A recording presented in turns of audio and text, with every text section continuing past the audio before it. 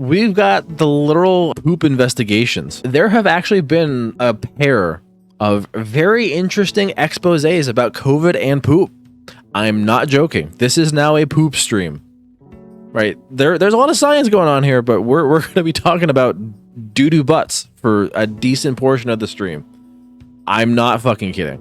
We are literally going to be talking about poop. So, we'll maybe dig in. Oh wait, no, we have the actual paper in the next tab. Yeah, so the sewer level of COVID. So let me kind of give you a overview of the two exposés that we've got in front of us, and then we'll get into the details. But the New York Times surprisingly put out something with actual like graphics and images and shit as to how all of the poop tracking works. So we're gonna go over that second.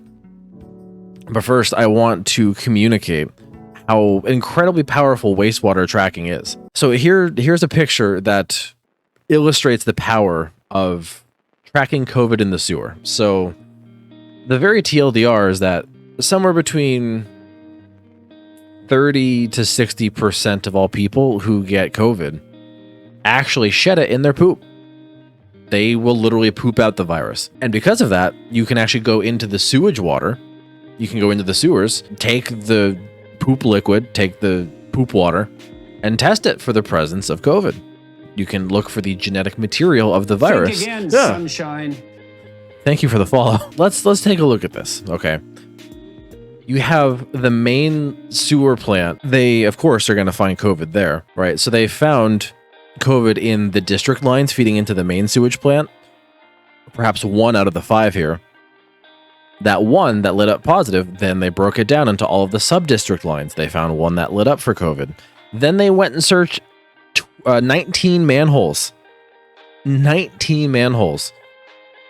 And found the ones that were positive, traced them to village manholes, even more branching in nature. And then they managed to track down where the COVID was coming from to a single fucking building. They pinpointed the source as a business in Wisconsin with fewer than 30 people. Now, the actual science here, where they say hunting a cryptic lineage, we're going to define what cryptic means and why it's important to track these things down in the first place. But that's how powerful poop science is. You can literally find people's dirty doo-doo butts and use the COVID that they're shitting out to figure out who might be sick with COVID and might not even know it. And then, hopefully, like, give them some fucking Paxlovid or something. Get them some treatment. But this is the power of science, folks. You can sample the sewer water and find out where the COVID's coming from if you really care enough to do it. Here's the paper, or is this an article rather? Yeah, here's an article about the people who tracked poop to find a cryptic lineage of COVID in a Wisconsin office building where less than 30 people worked. Virologist Dave O'Connor admits he was getting desperate when he started asking dog owners for poop samples. That's right, a scientist was trying to ask people for their dog's shit. The reason why he's been doing this is because they've been tracking a heavily mutated version of COVID.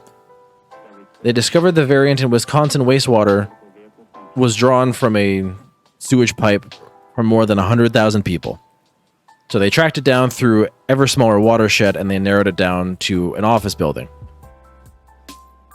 Okay, they headed to a local dog park and asked people for their dog's poop. The dogs turned out to be a red herring, but they eventually found where the virus was coming from. Similar looking variants to the one these people have been looking for. They have turned up in people with compromised immune systems, the immunocompromised. And increasingly, researchers think that variants from chronic infections in these people might give rise to pandemic-altering lineages, such as Omicron. I am very much in agreement with that hypothesis. The data that suggests that's possible is kind of fucking scary. There are plenty of data to suggest people who are immunocompromised can be infected for over a year straight and not even realize it, while being a variant generator machine. The one study that I remember in particular showed that somebody was infected with COVID while being immunocompromised for almost 500 days at the time of publication. And very close to the end of that 500-day time period, they were still infectious. They still had infectious virus in them that had picked up mutations found in a lot of the common variants that we have today. So that's all the more reason to protect the immunocompromised and prevent them from getting COVID, because they might spit out the latest and greatest COVID variant that could wind up extending the pandemic. All right, so this group of virology people looking for a mysterious version of COVID in the sewer, they're trying to find a person carrying this mutant variant of COVID. There is no evidence it's spread to anybody else, but they have found it in the poop water, and they've tracked it down to an office building where less than 30 people work. Right. This person has been infected for at least 8 months, perhaps immunocompromised. This way they can treat the infection and reduce the chance of this variant ever spreading. No individual case stands much chance of brewing the next super variant. The WHO should have been all the way through the Greek alphabet by now at the rate Variant Watch is going. Tracing the source of one potential variant among thousands might help researchers understand how we get variants in the first place. Such infections could also act as a crystal ball into the virus's future. Now, here's what's a little frightening coming from virologists, okay? Here's what they're saying. This is where the next big variant's going to come from, this being cryptic lineages in the sewer. I don't think people realize how much it's already here. A lot of the lineages we are finding in the sewer, in the poop water, make Omicron look pedestrian. This is a virologist at the University of Missouri in Columbia, who is co-leading efforts to trace wastewater lineages in Wisconsin and spearheading similar searches for variants in 24 other places. Right, it's good detective work, 100%. We still don't really know where variants come from, precisely. Right, so all of this stems, from the story of yesteryear. 1854, British epidemiologist John Snow traced a London cholera outbreak to a contaminated water pump. Right, there is a very long history of looking in the water for germs. During COVID, the company BioBot really initiated looking into the sewer to find COVID, but most of these efforts were focused on finding how much of what was currently circulating in a given community. But now they're looking after the very infrequent low-level stuff to see if they can find the next variant before it hits. When Omicron cases flooded the watersheds late last year, early this year, they drowned out all of the cryptic lineages. So they had to retool their sequencing to find these rarer versions of Omicron, which amounts to looking for a needle in the haystack, or a brown-colored needle in a literal stack of shit. With this method in place, they put out a call for wastewater, ultimately collecting samples from more than 600 areas that have wastewater collection systems in 39 American states. Quote, I wrote to everyone I knew. I posted it on Twitter. I'm just like, send me your shit. Unquote. That's right. Scientists are on Twitter begging for poop. That's the state of the pandemic right now. But it's all for a good cause, right? People are trying to hunt to find the source of these cryptic lineages, these very low frequency COVID variants. Here is an interesting take. All of this poop surveillance cannot be taken for granted, says a microbiologist at UC Berkeley, who is also trying to do the same work in California. Their investigations hit a dead end when they could not convince politicians and local officials to collect additional samples. This right here underscores everything that I've been saying, at least this stream so far. It does not matter how cool your shit is, does not matter how advanced your tech is, does not matter how much potential what you are doing has to help people. If you cannot convince local officials to do it, or if local officials / politicians weigh the economy over whatever the fuck you're doing, it's not going to happen. Here's another example of that. Okay, so finally the outcome. The public health team thought long and hard before asking the company where they traced this cryptic lineage to, and its employees, whether they would get tested. We didn't want to cause panic and say there's a new variant in the community, but they wanted to help the person carrying it get treatment and reduce the risk of spread. 60% of the employees have come forward for testing, but none of them have it. Now they're trying to find it in the broader community and find it in other sewers if they can. They're trying to see if it's turned up elsewhere, and they're still remaining vigilant. Forcibly test the other 40%. Fuck it. they're saying maybe the infected person at this particular business is harboring the virus in their gut and not the respiratory tract, which would make sense. We've gone over a lot of data on stream about how people who are chronically infected with COVID are chronically infected because the virus forms a reservoir in their gut, in their gastrointestinal tract, where it persists at low levels, which would make sense if they're finding these rare lineages that have acquired mutations in the poop water. It would make sense because the virus is literally hanging out in the GI tract and its genetic code is making it into the poop. Yeah, some people shed large quantities of viral genetic material for weeks after their airway infections and symptoms have disappeared. Yeah, Christine Anderson's quoted here. Yeah, chronic gut infections are a strong candidate for the source of variants. Immune cells in the gut are more tolerant of germs than immune cells elsewhere in the body, which allows the virus to evolve in the presence of some, but not too much, immune system pressure. In most cases, gut infections will never transmit unless the virus moves back to the airways. Then that gives the risk of an emergence of a variant like Omicron. So, okay, yeah, so the rest of that's just kind of flowery language to wrap up the paper. The last figure in here kind of just gives you an example of these comparisons that they're making. I'm trying to find out which... Oh yeah, okay. So the bottom 2 rows of this are cryptic lineage mutations at certain parts of the spike protein. And then the top 3 rows are different Omicrons showing different amino acid changes. So what you can kind of see is that a lot of the current variants that are going around share mutations with these cryptic lineages that are hiding in the sewers. That June 2022 sample looks a little scary because it is very mutated. Very, very mutated. Right? It's got more mutations in more spots than the current variant at large, Omicron 5 or BA.5. All right, here's the New York Times expose on poop. Sewage provides a solution. All you have to do is flush. Here's a GIF of a flushing toilet. I think we all understand that. Right, here is a visual guide to how the COVID tracking process works at one New York hospital. They are also starting monkeypox and polio monitoring. Here's how it goes. Here's a literal pipe in the fucking sewers. And you have a scientist wearing a mask, although that mask had a fucking broken seal on the cheek, I can tell. That mask doesn't fit properly.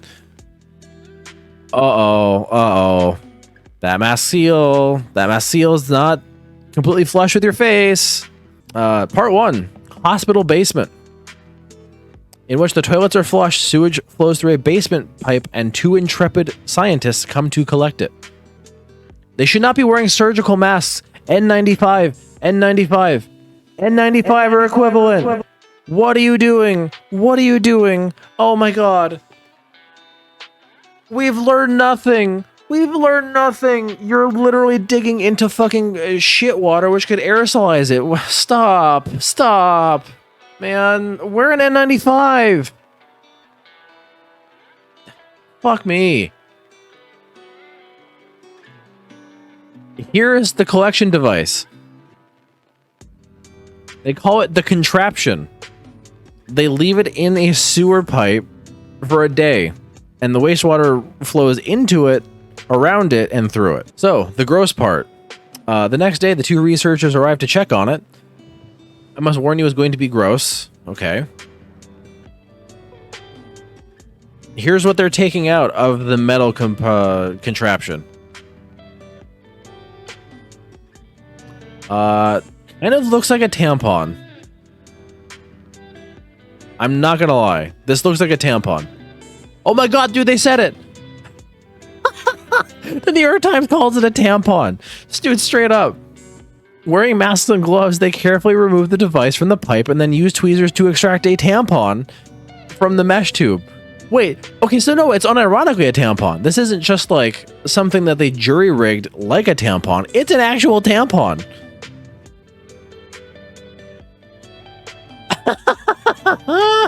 It's just a straight-up tampon. That's awesome. Okay, here's a really wild sentence, you guys.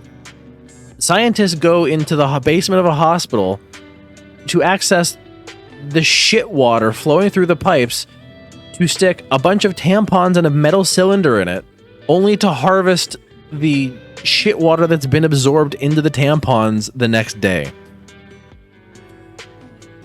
That's a wild sentence. All of it true. Ziploc and chill? Bro, they're not gonna fuck. Are you serious? I know they're making a pun that they have to keep the sample cold, but like, bro, you can't read into that like, yeah, they put on their protective personal equipment, collected the shit tampons, and then had sex. No. No. So they put the tampon in a bag, and then they put the bag in a cooler with ice. And then they wash their gloves. Interesting. Technicians exit the basement, carry the cooler to the car, and then drive the sample to the building where they're going to process it. Queens College, specifically. All right, so here's the next step. In the lab, where they actually find measurable levels of virus from the poop water. Okay. They pasteurize the sample in a hot water bath, making it safe to handle. They don't specify the temperature. I'd be very curious to know what the temperature is. I recognize that Kyogen kit. After they do that, they literally squeeze the water out of the tampon while it's in the bag into a conical tube. Then they add two compounds, polyethylene glycol and sodium chloride, to help the virus actually come out of the liquid and form a solid precipitate matter on the bottom of the tube. Then they put it in a literal refrigerator for a day, or at least overnight. Right? They incubate the samples in the fridge overnight, and then they spin them down in a centrifuge, which you see here in this GIF. When it's complete, they have a pellet of virus. And yeah, you guys are literally seeing how the virus sausage is made for wastewater detection. I wish they would show the pellet so people could actually see. So finally, once they have a virus pellet, what happens next? They add a bright pink chemical called Trizol. I will show you, actually, do they show you what Trizol looks like? Yeah, barely. Okay, I've used Trizol in the lab before. This shit smells horrid, and it looks like Pepto-Bismol. This is what Trizol looks like. It's science Pepto-Bismol. That's what Trizol is. Okay, you can kind of see it in the GIF a little bit. All right, she unscrews the conical, adds the bright pink liquid with a pipette. There you go. And then they actually have pipetting robots that do the rest of the work to actually do the reverse transcription and the PCR. Right, so they take the RNA from the virus that they extracted from the pink liquid, they turn it into DNA, and then they run PCR on it to see how much is actually in a fixed amount of shit water. Right, they stick it into a machine that will make copies of the viral RNA, measure how much is present. The more that there is, the more the virus is presumably present in the wastewater and by extension in the hospital community. They've shared the results with hospital officials. Okay, I've used this program a whole lot. I used this program for many years. So then they do the, after they look at how much virus is in the shit water, they send it to a different laboratory, store it in the fridge, and keep it all cool on ice until they sequence it to get the full sequence of the virus to see what mutations it might have or not have.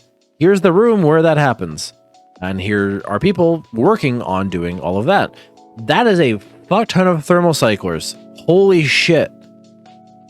I've never seen so many thermocyclers in a room. So now the rest of this is just like what variants are identified and how that's supposed to inform the pandemic response.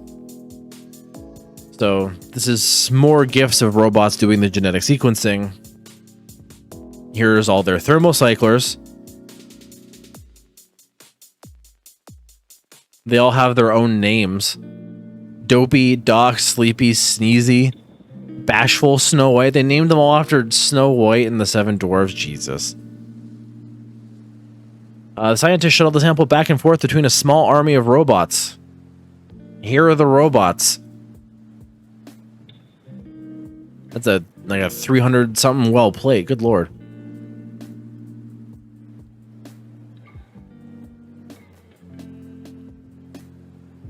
Crazy. Okay, we get it. Oh, do they have an Among Us sticker on the sequencer that says "You look sus"?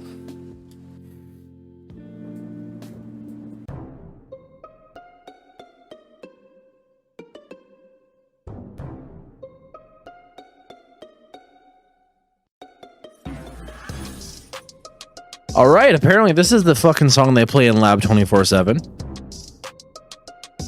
Damn, what are they putting the virus into the sequencer and saying what? Wow, that's a sussy little Baka variant that we got here. That one's got a lot of mutations. Let's eject it out the airlock? All right. Okay, is there any more to this?